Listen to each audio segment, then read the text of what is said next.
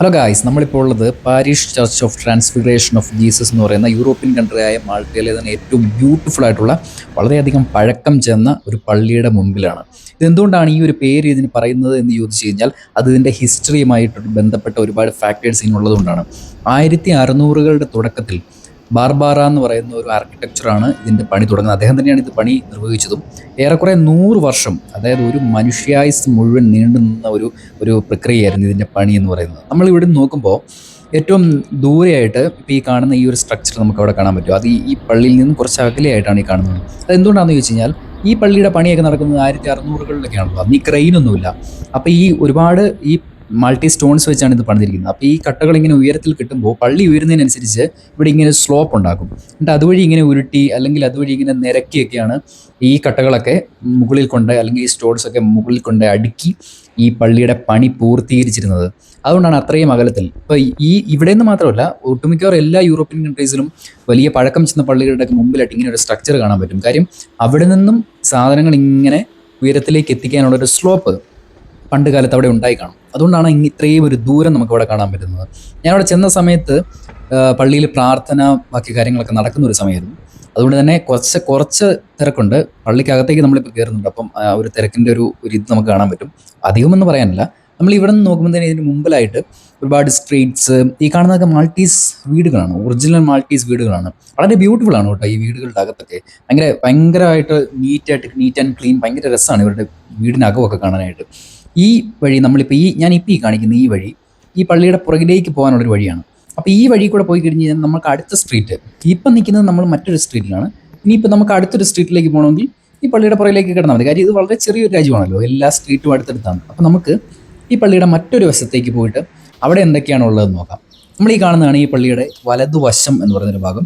ഇവിടെ നിന്ന് നോക്കുമ്പോഴത്തേനും നമുക്ക് അതുപോലെ തന്നെയാണ്, ഭയങ്കര ബ്യൂട്ടിഫുൾ ആണ്. ഭയങ്കര ഈ സ്ട്രക്ചറിൻ്റെ ഒരു വലുപ്പം എന്ന് പറഞ്ഞാൽ ഭയങ്കര അധികമാണ്. അതായത് 100 വർഷത്തോളം എടുത്ത് പണിതാണ്. പക്ഷേ നമ്മളിപ്പോൾ നോക്കുമ്പോൾ കണ്ടോ, കുറച്ചൊക്കെ പോയിട്ടുണ്ട്. ഇതൊക്കെ ഒറിജിനൽ മാൾട്ടി സ്റ്റോൺസ് ആണ്. അതായത് മാൾട്ടയുടെ ഭൂമിയുടെ അടിയിൽ നിന്നും മാൾട്ടയിൽ ഈ ഉപ്പൊക്കെ ചേർന്ന ഭയങ്കര സ്ട്രോങ് ആയിട്ടുള്ള മാൾട്ടി സ്റ്റോൺസ് ആണിത്. പക്ഷേ അത് കുറച്ചൊക്കെ പോയിട്ടുണ്ട്. പക്ഷേ ഉയരത്തിലേക്ക് പോകുമ്പോൾ ഒരുപാട് കാണുന്നില്ല. പക്ഷേ ഈ ബേസിൽ കുറച്ചൊക്കെ അതൊക്കെ അതിൻ്റെ ആ ഒരു ഭാഗങ്ങളൊക്കെ നഷ്ടപ്പെട്ടായിട്ട് തോന്നുന്നു. ഇനി ഇതിൻ്റെ വലിപ്പം, ഈ കട്ടകളുടെ ഒക്കെ വലിപ്പം എത്ര ഉണ്ടെന്ന് ഞാൻ കാണിച്ചു ചെയ്തിട്ടുണ്ട്. എൻ്റെ ഈ കൈ ഇവിടെ വെക്കുമ്പം ഈ ഒറിജിനൽ മാൾട്ടി സ്റ്റോൺസിൻ്റെ വലിപ്പം ഒന്ന് നോക്കി. അവിടെ തൊട്ട് ഈ താഴെ വരെയാണ് ഇതിൻ്റെ ഒരു നീളം വീതി എന്ന് പറയുന്നത്. അവിടെ നിന്ന് എൻ്റെ കൈ ഇവിടെ വെക്കുമ്പം എത്രത്തോളം ഉണ്ട് എൻ്റെ കൈ എന്നവിടെ നോക്കിയാൽ മതി. അപ്പോൾ അറിയാൻ പറ്റും എത്ര വലിപ്പത്തിലാണ് ഒരൊറ്റ സ്റ്റോൺ എന്നുള്ളത്. ഇതാണ് ഈ ക്രെയിനൊന്നും ഇല്ലാത്ത കാലത്ത് ഞാൻ ഈ പറഞ്ഞ പോലെ തന്നെ സ്ലോപ്പൊക്കെ ഉണ്ടാക്കി മുകളിലേക്കൊക്കെ കയറ്റി അവർ പണിതെടുത്തിരിക്കുന്നത്. ഇതുപോലെ എത്ര ചർച്ചുകളുണ്ടെന്ന് അറിയാം മാൾട്ടയിൽ. ഒരുപാട് ചർച്ച. ഇതൊരു ക്രിസ്ത്യൻ കൺട്രി ആയതുകൊണ്ട് തന്നെ ഒരുപാട് ചർച്ചുകളാണ് നമുക്കിവിടെ. ഇവരുടെ ഒരു സംസ്കാരം നമുക്കറിയാൻ വേണ്ടി നമുക്ക് കാണാൻ പറ്റുന്നത്. കാര്യം അതിനാണ് അവർ ഫോക്കസ് ചെയ്തിരുന്നത് അന്നത്തെ കാലത്ത്. ഇവിടെ നമുക്ക് ഒരുപാട് ബാൽക്കണീസ് ഒക്കെ കാണാൻ പറ്റും. ഇത് അകത്തേക്ക് വെട്ടം വരാൻ വേണ്ടി ഞാനത് അകത്ത് കയറുമ്പോഴത്തേനും ഞാൻ കാണിച്ചു തരാം കേട്ടോ അതിൻ്റെ ഒരു ബ്യൂട്ടി, എങ്ങനെയാണ് ഉള്ളിലേക്ക് വെളിച്ചം വരുന്നതെന്ന്. ഇതാണ് ഞാൻ ഈ മുമ്പിലെ ഭാഗം. ഇതിൻ്റെ തറ പോലും എത്ര ബ്യൂട്ടിഫുൾ ആയിട്ടാണ് അറേഞ്ച് ചെയ്തിരിക്കുന്നത് നോക്കുക. ഓരോ ഡിസൈനൊക്കെ കൊടുത്ത്, നമ്മൾ ഈ ഓണക്കാലത്ത് അത്തപ്പൂക്കളൊക്കെ ഇടില്ലേ എന്ന് പറഞ്ഞാൽ ഡിസൈനൊക്കെ കൊടുത്ത് വളരെ രസമായിട്ട് ചെയ്തിട്ടുണ്ട്. ഇതാണ് ഈ പള്ളിയുടെ വലിയൊരു ഡോർ. ഭയങ്കര വലിപ്പമുള്ള ഭയങ്കര തടി ഡോറാണ്. വർഷങ്ങൾ പഴക്കമുള്ളതാണ് കേട്ടോ. നമുക്കിനി അകത്തേക്ക് കയറാം. ഞാൻ അകത്തേക്ക് കയറിയപ്പോഴത്തേനും അവിടെ ഒരു പ്രാർത്ഥന നടക്കുന്ന ഒരു സമയമായിരുന്നു കേട്ടോ. ഈ കാണുന്ന ആളുകളൊക്കെ ഉള്ളൂ. പക്ഷേ ഇതൊരു വലിയ പള്ളി ആയതുകൊണ്ട് ആ ഇരിക്കുന്ന ആളുകൾ നമുക്ക് കുറച്ചായിട്ട് തോന്നും. പക്ഷേ ഒരു ചെറിയ പള്ളിയിൽ ഇവരെല്ലാം കൂടെ കയറുമ്പോഴാണ് അതിൻ്റെ ഒരു വ്യത്യാസം നമുക്ക് മനസ്സിലാകുക. ഈ കാണുന്ന പോലെ തന്നെ ചുമപ്പും വെള്ളയും കുറച്ചൊക്കെ നീല ഷെയ്ഡും ഒക്കെ കൊണ്ടിട്ട് പള്ളിയുടെ ഉള്ളിൽ, പ്രത്യേകിച്ചും ആ വൈദികൻ ആ ഒരു പ്രാർത്ഥന അർപ്പിക്കുന്ന ആ ഭാഗമുണ്ടല്ലോ, അതിനാണ് നമ്മൾ ഈ അൾത്താര എന്ന് പറയുന്നത്. അപ്പോൾ ആ അൾത്താര ഭാഗങ്ങളൊക്കെ ഭയങ്കര ബ്യൂട്ടിഫുൾ ആയിട്ട് കീപ്പ് ചെയ്തിട്ടുണ്ട്. കുറച്ച് സ്വർണ്ണത്തിൻ്റെയൊക്കെ ഷെയ്ഡ് കാണാൻ പറ്റും കേട്ടോ. അതൊക്കെ സ്വർണ്ണമാണോ അതോ ഇനി വേറെ എന്തെങ്കിലും ആണോ നമുക്കറിയത്തില്ല. പക്ഷേ സ്വർണ്ണത്തിൻ്റെ ഷെയ്ഡ് നമുക്കിവിടെ കാണാൻ പറ്റും. കണ്ടോ, കറക്റ്റ് സ്വർണ്ണം പോലെയല്ലേ ഇതൊക്കെ കണ്ടു കഴിഞ്ഞാൽ. പക്ഷേ അത് സ്വർണ്ണമാണോ എനിക്കറിയില്ല കേട്ടോ. ഞാൻ അവരോട് ചോദിച്ചിട്ടുമില്ല. ചോദിച്ചിട്ട് എനിക്കതെങ്കിൽ ക്ലിയർ ആയിട്ടൊരു ആൻസർ കിട്ടിയുമില്ല. ഈ കാണുന്ന പോലെ തന്നെ ഒരുപാട് ചുവർ ചിത്രങ്ങൾ. ഈ പള്ളിയുടെ ഏറ്റവും വലിയൊരു പ്രത്യേകത എന്ന് പറഞ്ഞാൽ ഇതിൻ്റെ ചുവർ ചിത്രങ്ങളാണ്. അതായത് 300 വർഷങ്ങൾക്ക് മുമ്പ് ഇതുപോലുള്ള ആധുനിക പെയിൻറ്റിംഗ് ഒന്നും ഇല്ലാത്ത കാലത്ത് അവർ കൈകൊണ്ട് നാച്ചുറലായിട്ട് കിട്ടുന്ന കളേഴ്സ് ഉപയോഗിച്ച് കൈ കൊണ്ട് ചെയ്ത പെയിൻറ്റിങ്സ് ആണ് ഈ കാണുന്നത് മൊത്തം. ഈ സ്കൾപ്ചേഴ്സും എല്ലാം അങ്ങനെയാണ് കേട്ടോ. ഈ പെയിൻറ്റിങ്സ് ഒക്കെ എത്രയോ വർഷം, ഇതൊക്കെ മാർക്കറ്റിൽ എത്ര രൂപ വില വരുന്ന പെയിൻറ്റിങ്സ് ആണെന്നറിയോ. അന്നത്തെ കാലമാണ്, 100-300 കൊല്ലത്തെ മുന്നത്തെ സാധനമാണ് ഈ പറയുന്നത്.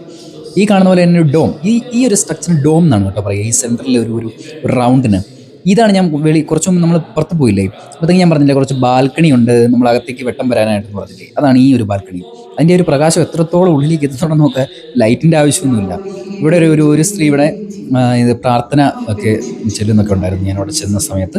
ഇതിൻ്റെ ബേസ് തറയൊക്കെ നോക്കുക, ഐ മീൻ ഈ പള്ളിയുടെ ഉള്ളിൽ അതിൻ്റെ ആ ഒരു പ്ലാറ്റ്ഫോം ഒക്കെ നോക്കുക, എത്ര ബ്യൂട്ടിഫുൾ മാർബിൾ, ഒറിജിനൽ മാർബിൾ കൊണ്ട് അറേഞ്ച് ചെയ്തിരിക്കുക. അതും അന്നത്തെ കാലത്ത് ഇതൊക്കെ ചെയ്യാന്ന് പറഞ്ഞു കഴിഞ്ഞാൽ നമുക്ക് അത് ഓർക്കുമ്പോഴാണ്, ഇത്രയും കൊല്ലപ്പഴക്കം ഓർക്കുമ്പോഴാണ് നമ്മൾ അതിൻ്റെ ഒരു ബ്യൂട്ടി മനസ്സിലാക്കുന്നത്.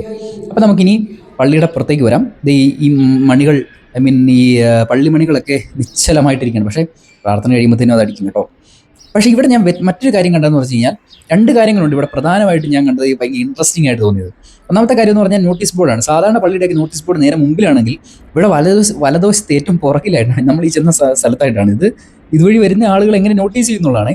പക്ഷേ ഇനി വരുന്ന പരിപാടികൾ, വരുന്ന പ്രാർത്ഥനകൾ എല്ലാം ഇതിനകത്ത് നമുക്കറിയാൻ പറ്റും. ഇവിടെ മറ്റൊരു ഭയങ്കര ഇൻട്രസ്റ്റിംഗ് ആയിട്ട് എനിക്ക് തോന്നിയ കാര്യം എന്ന് പറഞ്ഞാൽ, ഇവിടെ ഈ എഴുതി വെച്ചിരിക്കുന്ന ഈ ബോർഡിലെ കാര്യം ഒന്ന് വായിച്ചു നോക്കുക. You are entering the house of God, please be decently dressed. അതായത് ഒരു വികസിച്ച ആധുനികമായ മാൾട്ടീസ്, ഐ മീൻ എന്താ പറയുക, ഒരു മാൾട്ട എന്ന് പറഞ്ഞ യൂറോപ്യൻ കൺട്രിയുടെ ഒരു പള്ളിയുടെ മുമ്പിൽ എഴുതി വെച്ചിരിക്കുന്നതാണ്. അത് പണ്ടത്തെ കാലത്ത് അവർ എഴുതി വെച്ചിരിക്കുന്നതായിരിക്കാം, അത് ഇനി കണ്ടിട്ട് ചെയ്തായിരിക്കും, അല്ലെങ്കിൽ അവരുടെ സംസ്കാരത്തിൻ്റെ ഭാഗമായിരിക്കാം, എന്തുമായിരിക്കാം. അങ്ങനെ നമ്മൾ ആ പള്ളിയുടെ ഐ മീൻ ആ പള്ളിയുടെ നമ്മളിപ്പോൾ നോക്കുന്ന ഈ വലതുവശത്താട്ടോ, നമ്മളിപ്പോൾ ഇരിക്കുന്ന വലതുവശത്താട്ടോ. ഇപ്പം നമ്മളിനി മുമ്പിലേക്ക് ഇങ്ങനെ നടന്ന് ആ പള്ളിയുടെ മുമ്പിലേക്ക് നമുക്ക് എത്താം. ഞാൻ ചെന്നത് ഒരു വൈകുന്നേരം സമയമായിരുന്നു കേട്ടോ. ഇത് നമ്മുടെ ഈ മാൾട്ടയിലെ തന്നെ പല പല വില്ലേജുകളുണ്ട്. ബൽസാൻ എന്ന് പറയുന്ന വില്ലേജുണ്ട്, അറ്റാഡ് എന്ന് പറയുന്ന വില്ലേജുണ്ട്. ഇത് ലിയ എന്ന് പറയുന്നൊരു വില്ലേജിലാണ് ഈ ഒരു പള്ളി സ്ഥിതി ചെയ്യുന്നത്. അപ്പോൾ ഇതിപ്പോൾ ഈ ക്രിസ്ത്യൻ ഭാഗമായിട്ട് ഒരുപാട് ആചാരങ്ങളൊക്കെ വരുന്നൊരു സമയമായതുകൊണ്ട് തന്നെ ഇതിന് മുമ്പിലായിട്ടൊരു വലിയൊരു കുരിശ് ഇവർ സ്ഥാപിച്ചിരിക്കുന്നത് നമുക്ക് കാണാൻ പറ്റും. നമ്മളിനി അവിടെ നിന്ന് നടന്ന് കുറച്ചും കൂടെ മുന്നിലേക്ക് പോയിട്ട് കുറച്ച് അകലെ നിന്നും ഈ പള്ളി എങ്ങനെയാണ് എന്നുള്ളത് നമുക്ക് നോക്കാം. അപ്പോൾ നമ്മൾ ഈ മുന്നിലേക്ക് പോകുമ്പോൾ എത്ര ബ്യൂട്ടിഫുൾ ആണ് ഈ കാറുകളൊക്കെ കണ്ടോ അറേഞ്ച് ചെയ്തിട്ടിരിക്കുന്നത് നോക്കുക. ഒരടി അങ്ങോട്ടോ ഇങ്ങോട്ടോ. കാര്യം ഇവിടെ മറ്റേ ഇതുണ്ട്, ട്രാൻസ്പോർട്ട് സിസ്റ്റം ഒക്കെ ഉണ്ട്. അവർ വന്നു കഴിഞ്ഞാൽ ഫൈൻ അങ്ങോട്ട് അടിച്ചു കൊടുക്കും. അങ്ങനെ നമ്മൾ ഈ മുമ്പിൽ നിന്നും നമ്മൾ നോക്കുമ്പോൾ ഈ പള്ളിയിൽ കാണുന്ന കാര്യങ്ങൾ ഇതൊക്കെയാണ്. ഭയങ്കര ബ്യൂട്ടിഫുൾ ആണ്. അടുത്ത കാര്യം എന്ന് വെച്ചാൽ ഇത് വൈകുന്നേരമാണല്ലോ, അപ്പം നേരെ സൂര്യൻ പുറകിലാണ്. ഇവിടെ ഇങ്ങനെ ഒരു 2 ക്ലോക്ക് കൊടുത്തിരിക്കുന്നത് കാണാം. രണ്ടിലും ഡിഫറെൻറ്റ് ടൈമാണ് കേട്ടോ. അല്ലെങ്കിൽ ഇങ്ങനെയുള്ള സ്ട്രക്ചേഴ്സ് എങ്ങനെയായിരിക്കും. പിന്നെ ഇവിടെ ഒരു ഈശോയുടെ രൂപം കൊടുത്തിരിക്കുന്നത് കാണാം, യേശു ക്രിസ്തുവിൻ്റെ രൂപം അവിടെ കൊടുത്തിരിക്കുന്നത് കാണാൻ പറ്റും. പിന്നെ നമുക്ക് നേരെ മുമ്പിലായിട്ട് നമ്മൾ ഇങ്ങോട്ട് വരുമ്പോഴത്തേനും, ഞാനിപ്പോൾ നിൽക്കുന്ന ഒരുപാട് അകലെ നിന്നാണ്, ഞാനിപ്പോൾ ഷൂട്ട് ചെയ്യുന്നത് ഒരുപാട് അകലെ നിന്നാണ്. അപ്പോൾ ഇവിടെ ഞാൻ നിൽക്കുമ്പോൾ ഈ എൻ്റെ ലെഫ്റ്റ് സൈഡിലും ഈ റൈറ്റ് സൈഡിലും കാണുന്നത് പാർക്കാണ്, ചെറിയ ചെറിയ പാർക്കുകളാണ് നമ്മൾ ഈ കാണുന്നത്. അപ്പോൾ നമ്മൾ അവിടുത്തെ പരിപാടികളെല്ലാം അവസാനിപ്പിച്ചു. നമുക്കിനി മറ്റൊരു വീഡിയോ കാണാം.